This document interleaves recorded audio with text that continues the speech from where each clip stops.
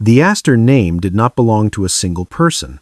It behaved more like an atmosphere dense, inherited, unavoidable. By the early 20th century, it no longer needed explanation. It existed in stone facades and hotel lobbies in avenues that carried it forward without consent in a social order that treated wealth as a natural condition rather than an event. Those born near it were shaped before they could resist it, pulled into its gravity whether they desired prominence or not. For women especially, the name functioned as both shield and sentence. It promised safety, refinement, permanence. It also demanded silence, endurance, and a performance of ease that concealed how little control was actually granted. In this world, personal identity rarely survived intact. Women were remembered through marriages, through scandals, through catastrophes that froze them at a single moment and erased everything before and after. One woman born Madeleine Force in 1893 would become inseparable from this machinery of remembrance. Her life would be compressed into a handful of images: a single night at sea, a single refusal spoken in the dark. The rest would dissolve quietly like steam from a ballroom window after the guests have gone. She died in Palm Beach in 1940, far from the North Atlantic, far from the ship that would forever define her public existence. The house where she died was comfortable, discreet, and anonymous in the way that money allows anonymity. There were no crowds outside, no grand social rituals announcing the end. The newspapers noted the death with restraint, careful to identify her by the most recognizable version of her name, as though clarity were a courtesy owed to readers rather than to the woman herself. She was 46 years old. She had been married 4 times. She had survived the most famous maritime disaster in modern history, and yet her final state was one of contraction rather than culmination. A private illness, a controlled environment, a life reduced to manageable dimensions. Nearly 3 decades earlier, she had been introduced to the world as a symbol of extraordinary ascent. In September 1911, still a teenager, she married John Jacob Astor IV, one of the richest men on earth, in a ceremony that drew international attention. The age difference was discussed in whispers and headlines alike, but the marriage was framed as a triumph of beauty and destiny. She became Madeleine Astor overnight, her name suddenly attached to hotels' fortunes and expectations far older than she was. The transformation was immediate and irreversible. Clothes, houses, travel servants all rearranged themselves around her as if she had stepped into a pre-existing role written decades earlier. The marriage made her visible in a way she had never been before, but it also dissolved her into the larger Astor narrative, where individuality mattered less than continuity. That continuity fractured on the night of the 14th of April 1912. The Titanic struck the iceberg shortly before midnight. What followed has been retold so often that it risks losing its violence, but for those inside it, the event was slow, cold, and methodical. Madeleine Astor, 5 months pregnant, was guided onto lifeboat number 4 inches the early hours of April 15. John Jacob Astor helped her aboard. He asked if he might accompany her. He was refused under the interpretation of women and children first being enforced by the officers. Before stepping back, he asked one final question, not whether she would survive, but which lifeboat she was in. She answered with a number. That number would later allow him to locate her among the survivors, a practical detail spoken calmly into chaos. He did not survive. His body was recovered days later.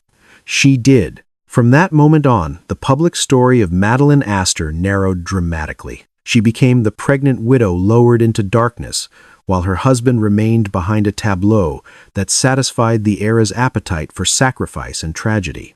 The years that followed her, pregnancies, her inheritance disputes, her remarriages, her attempts at reinvention were absorbed into that single image and never fully escaped it. By the time she died, the Astor fortune had moved on, the dynasty intact, the legend preserved.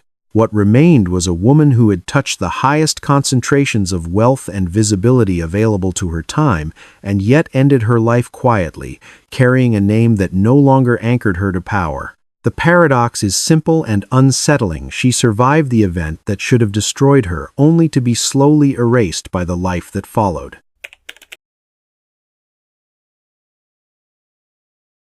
Stories like hers persist not because they are rare, but because they are structurally familiar. They recur wherever power is inherited rather than earned, wherever women are permitted proximity to authority without ownership of it, wherever marriage is treated as both elevation and enclosure. Madeleine Astor's life matters less as an isolated biography than as a precise illustration of how elite systems absorb individuals and redistribute their identities according to need. Her experience sits at the intersection of wealth, gender spectacle, and narrative control, revealing how easily a woman's inner life can be overwritten by the symbolism attached to her. She entered history not through a singular act of ambition or creation, but through alignment first with a dynasty, then with a disaster, and later with a sequence of attempts to escape the gravity of both. Each alignment granted visibility while narrowing agency until visibility itself became a form of confinement.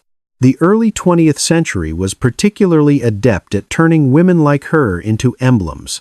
America was consolidating its myths: industrial power, technological triumph, social hierarchy presented as natural order. Wealthy men embodied progress through accumulation and expansion. Wealthy women embodied it through refinement and display. Their function was not to shape the system, but to humanize it, to make vast inequalities appear elegant and inevitable. Marriage in this context was less a personal union than a public transaction, producing a figure who could move through drawing rooms and headlines with equal fluency. Madeleine Astor fulfilled this role flawlessly at first, not because she sought it, but because the system had been designed to reward compliance with admiration and punish resistance with exile. Her youth made her especially useful. She could be presented as innocence, entering permanence, beauty, stabilizing power. Yet admiration is a volatile currency. It does not accumulate, it evaporates. What replaces it is scrutiny, then expectation, then a quiet demand for consistency that leaves little room for psychological complexity. When catastrophe intervenes, as it did with the Titanic, the emblem hardens. Nuance disappears. Survival itself becomes a moral category imposed from the outside. Madeleine Astor was not asked who she was after that night. She was told she was the widow who lived, the woman saved, the proof that chivalry had functioned even as the ship failed. This narrative served cultural needs far larger than her own, preserving ideals of masculine sacrifice and feminine vulnerability at a moment when modernity was beginning to destabilize both. Her private grief, fear, or confusion were irrelevant to the story that had already been written around her. The central question that emerges from her life is not why she made certain choices, but how many choices were ever truly available. Power, in her case, arrived pre-configured, conditional, and revocable. She inherited wealth, but not authority over its meaning. She occupied prominence without control over its narrative. Even her attempts at reinvention through remarriage, relocation, withdrawal were interpreted through the same narrow lens judged against the frozen image of the young Astor bride on a sinking ship. The past did not remain behind her. It followed, reshaping every subsequent identity she tried to inhabit. This is why her story extends beyond biography. It exposes the mechanics of a social order that consumes women as symbols while denying them authorship. Madeleine Astor was neither a rebel nor a passive victim in the simplistic sense. She was adaptive, resilient, and capable of decisive action within constrained parameters.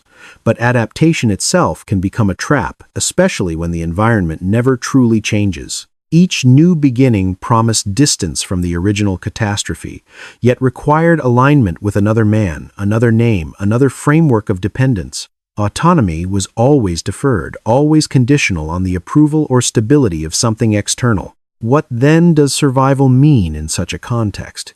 Is it merely the continuation of biological life, or does it require continuity of self? Madeleine Astor survived the Titanic, but the self that emerged afterward was fragmented, negotiated, and perpetually at risk of erasure.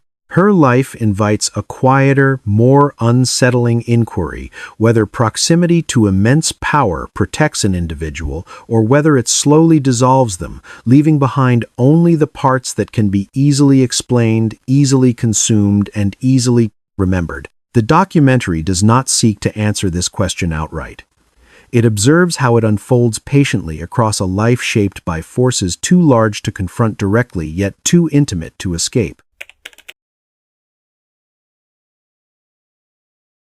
Madeleine Talmadge Force was born in Brooklyn in 1893 into a family that existed just close enough to wealth to feel its pull without being protected by its permanence. Her father, William H. Force, worked in insurance. Her mother, Catherine DeMilt Force, came from an old New York family whose social standing exceeded its financial reality. This imbalance shaped the household in subtle ways. Appearances mattered. Manners mattered. The idea of belonging to a world slightly above one's actual means required vigilance, restraint, and an early understanding of how quickly status could slip. Madeleine grew up observing this tension, absorbing the lesson that security was not guaranteed but could be approximated through presentation, marriage, and strategic alignment. Affection existed, but it was filtered through expectation. She was encouraged to be agreeable, composed, and visually striking qualities that could compensate for what the family lacked in consolidated wealth.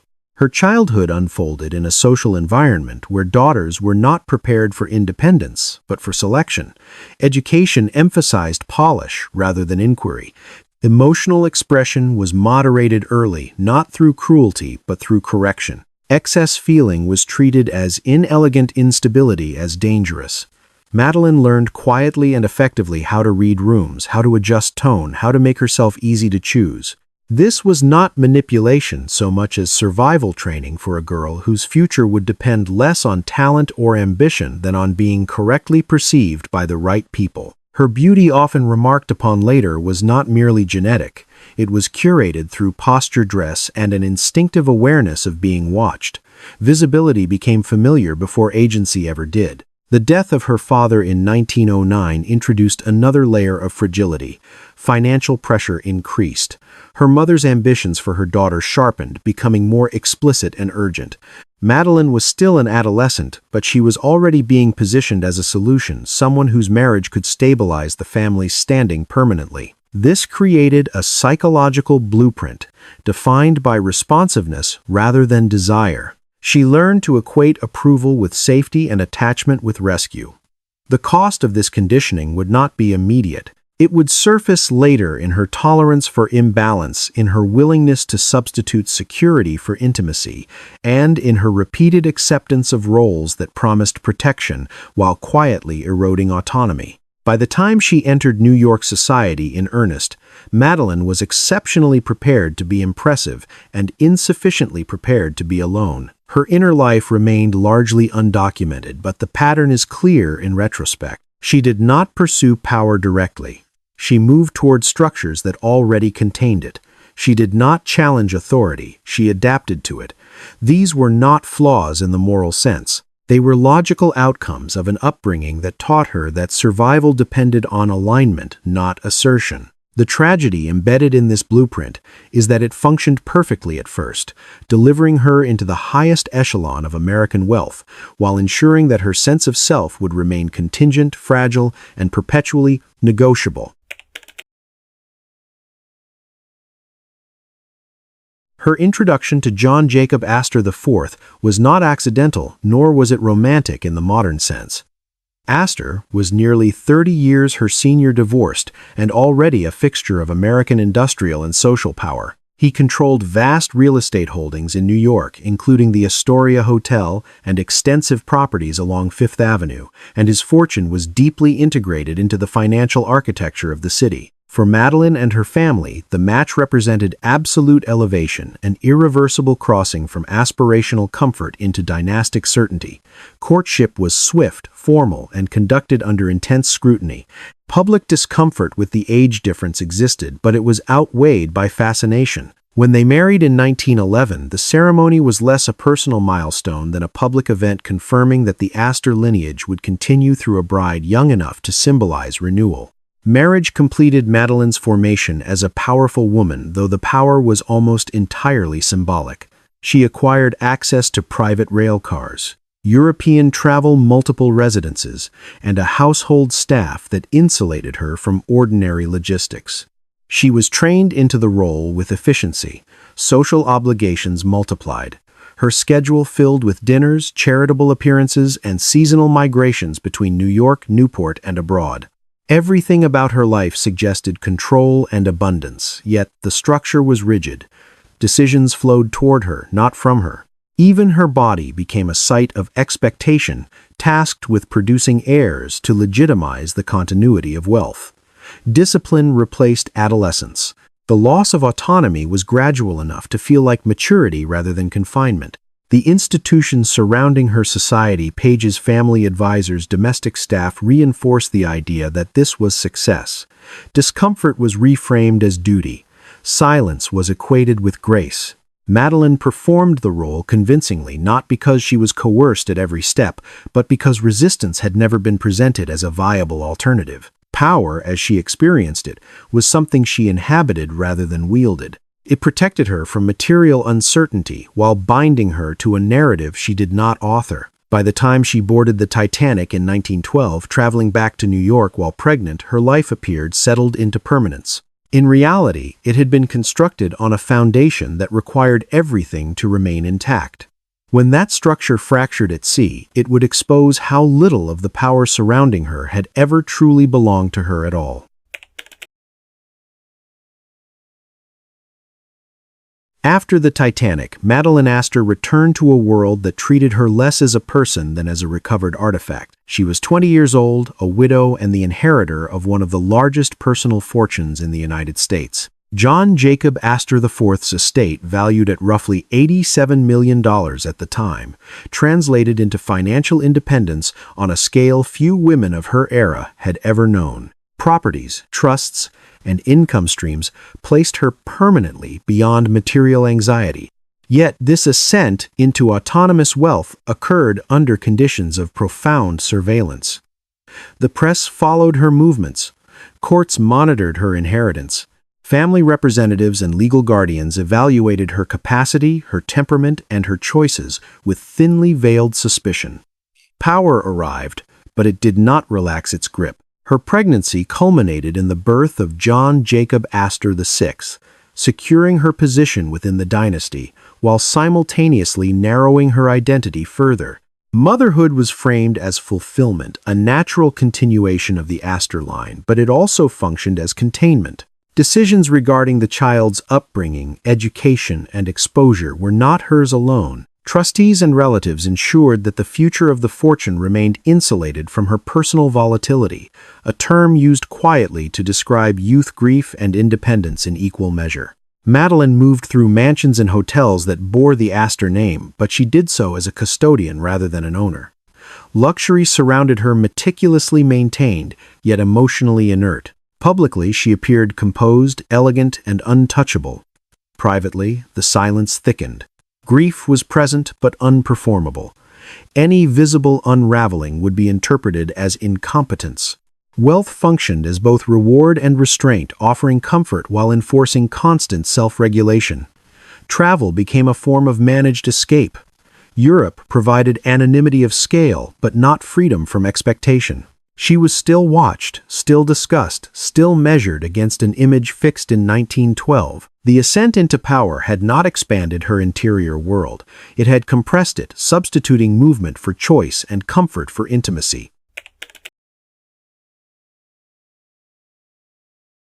In the years that followed, Madeleine Astor began to act as though mastery were possible if she could simply rearrange the visible components of her life.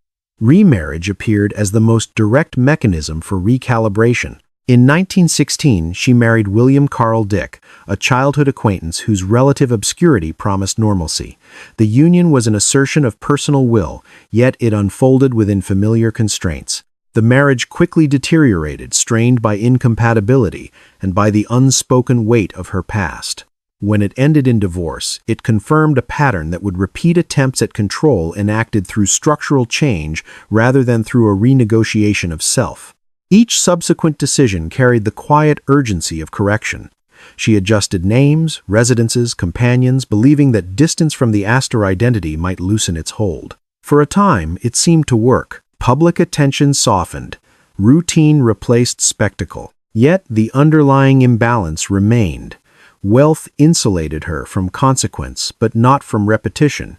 Relationships became provisional, evaluated for their ability to stabilize rather than to connect. Emotional risk was avoided not consciously but through habit. The confidence she displayed managing finances, directing households, navigating legal structures created the impression of authority. In reality, these were inherited systems she learned to operate, not to redefine. Warning signs accumulated without disruption. The divorces, the restlessness, the oscillation between visibility and retreat all suggested a life being managed rather than lived. Control was exercised over surfaces, schedules, properties, affiliations. The interior remained largely untouched, protected by distraction and privilege. To observers, she appeared resilient, even formidable, a woman who had survived catastrophe and scandal without visible collapse. But resilience in this context functioned as camouflage. The illusion of control depended on maintaining momentum, on believing that the next arrangement would resolve what the previous one had merely postponed. As long as the structures held, the deeper fractures could remain unnamed.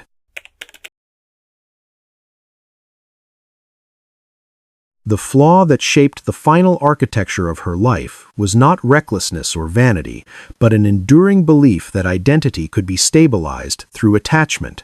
Madeleine Astor continued to treat marriage as a corrective instrument, a way to resolve internal dissonance by altering external structure. Each new union carried the implicit promise of normalcy, of escape from the frozen image that still defined her in public memory. Yet the pattern itself became irreversible. By repeatedly seeking resolution through alignment with another life, another name, she deferred the possibility of confronting the deeper fracture left by early conditioning and sudden catastrophe. What appeared from the outside as restlessness was, in fact, consistency, a refusal or inability to exist without a framework that could absorb responsibility for meaning. Her later marriages were quieter, increasingly detached from American society and geographically distant from the centers of power that had once surrounded her. Europe offered the illusion of reinvention not because it erased her past, but because it diluted it.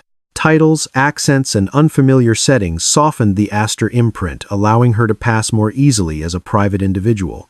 Yet even there, the same dynamic persisted. Intimacy was structured, negotiated, and conditional. Autonomy remained partial. The wealth she controlled ensured comfort but also enabled avoidance, allowing dissatisfaction to be managed rather than examined. The fatal turn was not a single decision, but the cumulative effect of this pattern reaching a point where repetition itself foreclosed alternative outcomes. By the time she returned permanently to the United States, the momentum that had once carried her forward had thinned. Youth, which had initially amplified her visibility and protected her from scrutiny, was gone. The Astor fortune, though still substantial, was increasingly oriented around her son and the institutional preservation of the dynasty. Her own position within that structure was secondary, tolerated rather than central. The flaw, seeking containment rather than authorship, had completed its work. What remained was a life that had been continuously rearranged without ever being redefined. The collapse of Madeleine Astor's life was not marked by scandal or public disgrace. It unfolded instead as a gradual withdrawal of relevance. The mechanisms that had once elevated her wealth-marriage lineage no longer responded with the same force. Social interest faded. Newspapers mentioned her only intermittently, often in reference to the past rather than the present. Relationships thinned under the weight of repetition and disappointment. Power, which had once insulated her, now functioned as a barrier separating her from ordinary forms of connection, while offering no compensatory authority. Health concerns emerged quietly treated, privately shielded from the visibility that had defined her earlier years. Palm Beach became a place of controlled retreat chosen for its climate and discretion rather than its vitality. The routines of her days narrowed. Travel slowed. The sense of movement that had once substituted for direction dissipated. She was no longer the subject of fascination, nor the object of institutional concern. Trustees focused elsewhere. Society moved on. The world that had required her to perform composure no longer needed the performance. What makes this collapse distinctive is its silence. There was no reckoning, no dramatic reversal. The power did not punish her overtly, it simply withdrew. The privileges remained, but their meaning had eroded. Without an audience or a role, the structures that had once defined her became empty containers. Isolation was not imposed. It was the natural endpoint of a life organized around external validation. By the late 1930s, she occupied a space of profound irrelevance, cushioned by money yet stripped of narrative importance. Gravity long deferred asserted itself without spectacle. Madeleine Astor died in 1940 at the age of 46. Her life concluded far from the moment that had immortalized her. The cause was illness reported without elaboration, managed within the privacy her wealth still afforded. There was no return to prominence at the end, no symbolic closure. Her death registered as an event already anticipated by her gradual disappearance. She was buried with formality, her name recorded carefully as if precision could compensate for ambiguity. The Titanic remained the first sentence of her story in public memory, and for many, the last that mattered. The contrast between her peak and her end is stark. She began as a figure of extraordinary visibility introduced to the world amid spectacle, catastrophe, and myth. She ended as a woman whose existence had narrowed to maintenance, and retreat her influence absorbed into structures that no longer required her presence. The wealth endured. The dynasty endured. She did not. Her life demonstrates how power can preserve itself, while exhausting those who orbit it, especially when access is mistaken for ownership and survival is mistaken for resolution. In the end, Madeleine Astor leaves behind not a cautionary tale or a moral lesson, but an unresolved image, a woman who lived through history's most famous disaster, only to be quietly undone by the systems that claimed to protect her. The question that lingers is not whether she escaped her fate, but whether fate in her world was ever designed to be escaped at all.